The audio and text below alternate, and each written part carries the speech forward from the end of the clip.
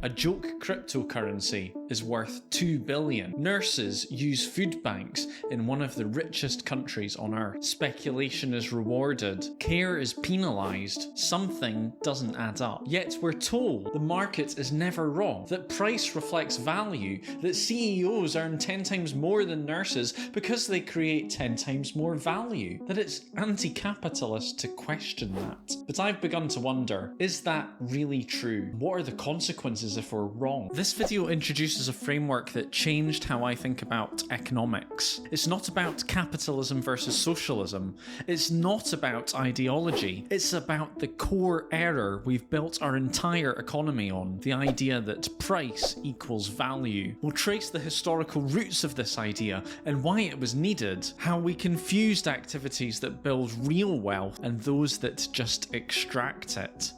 By the end of this video, you'll see a new way of looking at our economy, one that makes sense of prices rising and wages stagnating, and identifies what we can do about it. As a sole YouTuber, all I ask is that if you like the video at the end, like and subscribe. So let's jump in, and we're going to start with a paradox that puzzled our earliest economists.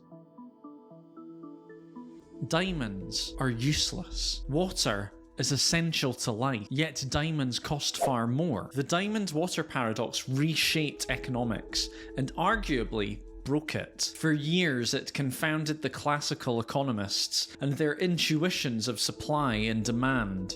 Adam Smith and David Ricardo tried to explain value using labour or total usefulness, but these models couldn't account for why markets seem to reward scarcity over necessity. Enter marginalism. Marginalists reframed value not as total utility or objective worth, but as the value of one more unit. A bottle of water in a city? That same bottle of water in a desert. Priceless. This was the marginalist breakthrough. Price reflects subjective utility. Prices could be worked out in this framework, determined by what someone is willing to pay at the margin, not by the intrinsic worth within it. It worked. Well, it worked mathematically. Economists had better models, and markets could now dynamically price goods. Modern capitalism was built upon that breakthrough, but the new era has also come at a cost. To make marginalism work, economists had to discard the idea of objective value. We thought we'd solved the pricing paradox, but increasingly,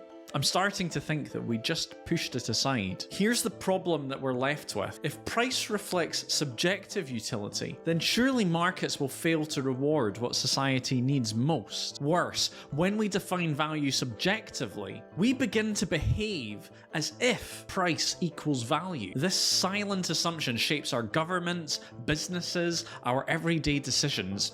Marginalism wasn't just a theoretical shift, it was a psychological one. That's why we shrunk as speculative assets soar, as essential workers are underpaid, and as our infrastructure decays. The market isn't broken. It's doing exactly what this theory trained it to do: chase marginal utility. On some level, we sense the contradiction. We know that some things like clean water, education, and healthcare have real value, so the paradox actually remains. Why do the things society depends on most carry the lowest price tags? Marginalism offered an elegant solution, but it buried a deeper problem. It tells us why markets chase the margin, but not how to maximize productive value. In truth, it may explain why markets so often do exactly the opposite. Part 2. Tragic consequences. It's 2024. England was in the midst of a silent crisis. Experts were already warning that England could run out of drinking water within 20 years, with rising temperatures,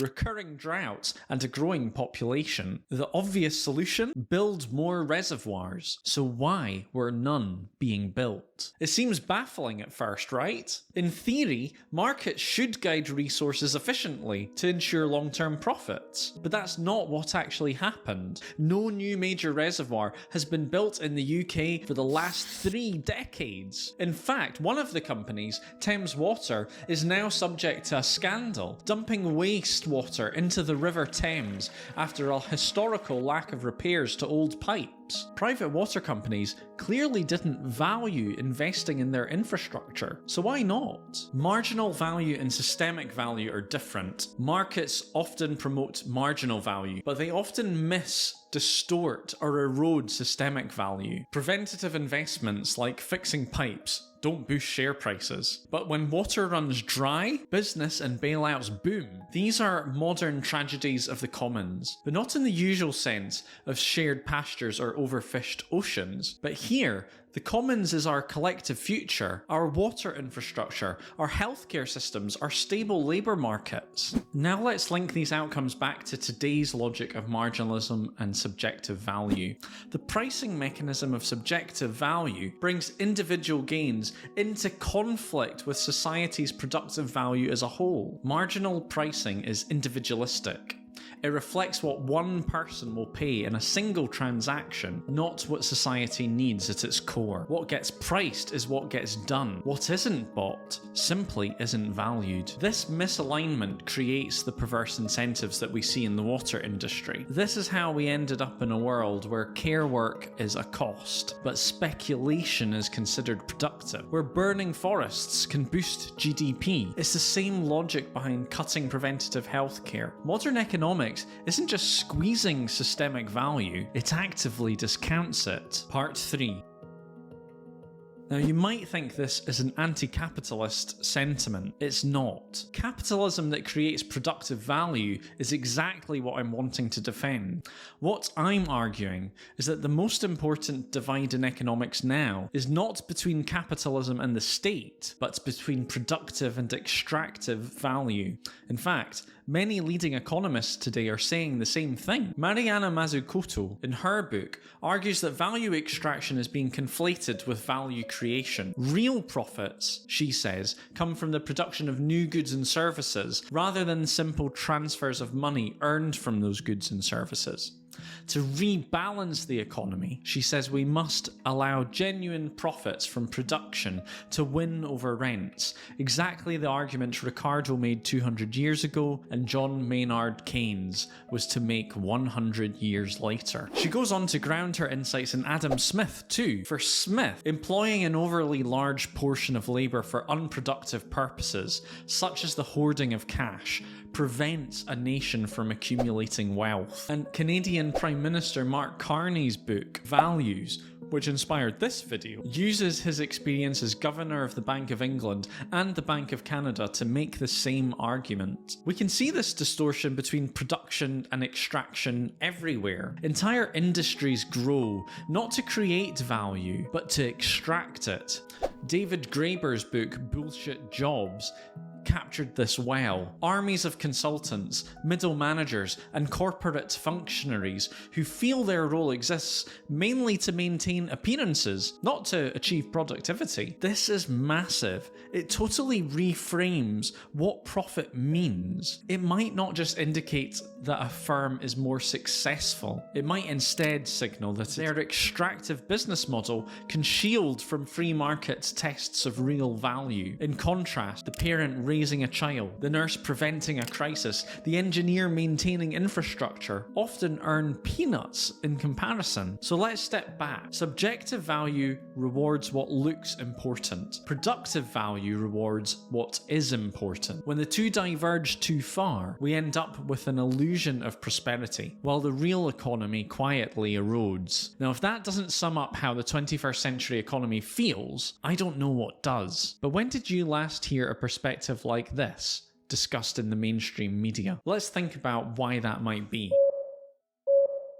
Part 4. The ideology trap. We're stuck in the wrong debate. Not left versus right, not public versus private. The real question is this: does this create value or extract it? Let's show why left versus right doesn't work when you're thinking about what matters. On the right, free market economics champions competition, innovation and efficiency, and it often works. A private company investing in R&D to build better batteries, for example, that's productive. But payday lenders, monopolistic firms, extractive. What about the left? They champion public services, collective provision, and redistribution. And all these are essential, to a well-functioning economy, a national skills program that expands human capital, a national education system, productive, but subsidizing obsolete industries or sustaining bloated bureaucracies, extractive. Even worse, history shows that centralized economic planning and price controls, as seen in old Soviet regimes, can destroy incentives entirely, with devastating consequences as a result. So what's the truth? This failure to distinguish productive value from extractive value is made by both free market fundamentalists when they mistake price for productivity, and statist leftists who often defend unproductive state activity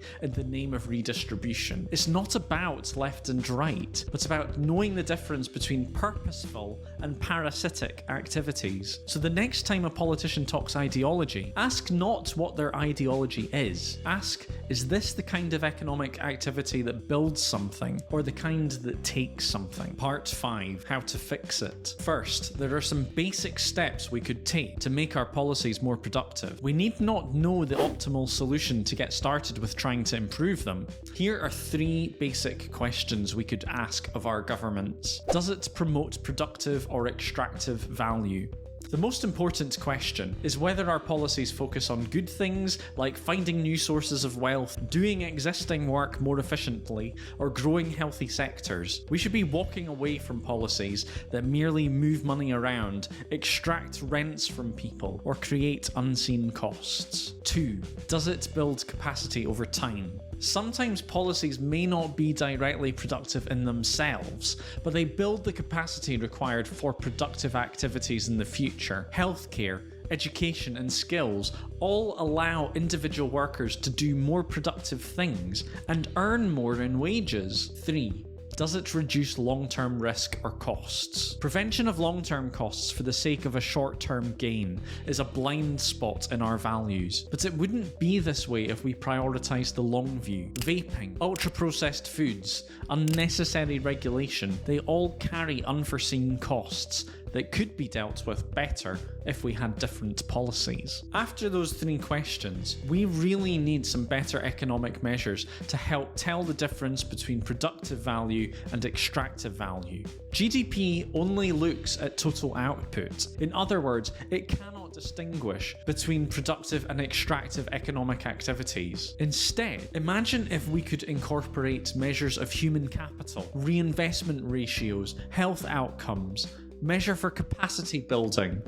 If we could do that, that would be a much better way to guide our economy than measuring revenue collection. And there are plenty of economists that are already thinking about how best to do that. Maybe that's the next video. But if we do that, then what inevitably follows are answers to a whole host of political dilemmas that are destroying political discourse. Take immigration. It's no longer, is it good or bad? It's, what's the difference between productive immigration and extractive immigration?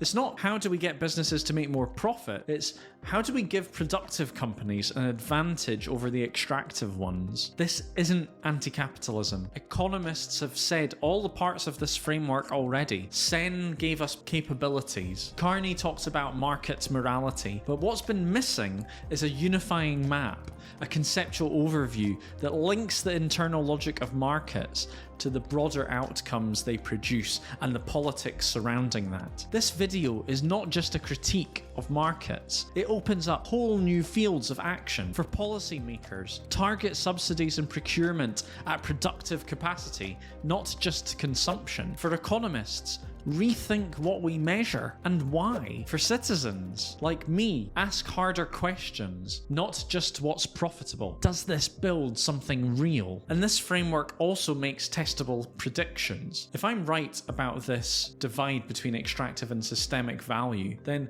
countries that reinvest into education, innovation, public health will grow stronger. Those that tolerate extraction through speculation, rents, and asset bubbles will hollow out. That's the theory. Now it needs to be tested, debated, and refined. So why do we keep investing in the wrong things? It's because we've built an economy that mistakes price for value and doesn't stop to ask what kind of value we're talking about. Marginal utility, the price someone's willing to pay, has come to dominate our thinking. Acknowledging systemic value, what a society actually needs to thrive, would help us clear the fog. We'd start to see that price isn't a proxy for purpose, that utility isn't always productive, that profit isn't always progress. That's why food bank workers are paid less than crypto influencers. Why GDP rises while we feel the economy is getting worse. Our economies need some new ideas, not left or right, but forward. Not who is rich, but who creates. Not what costs, but what counts.